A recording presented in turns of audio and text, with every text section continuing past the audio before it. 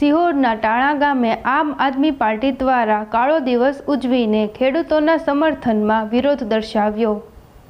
वंदे मातरम, वंदे मातरम। भाजप तेरी तानाशाही नहीं चलेगी, नहीं चलेगी। भाजप तेरी तानाशाही नहीं चलेगी, नहीं चलेगी। जय जवान, जय किसान, जय जवान, जय किसान। वंदे मातरम, वंदे मातरम, वंदे मातरम, वंदे मातरम। भाजप तेरी तानाशाही नहीं चलेगी, नहीं चलेगी। भाजप तेरी तानाशाही नहीं चलेगी, नहीं चलेगी। जय जवान, जय किसान, जय जवान, जय किसान। वंदे मातरम, वंदे मातरम।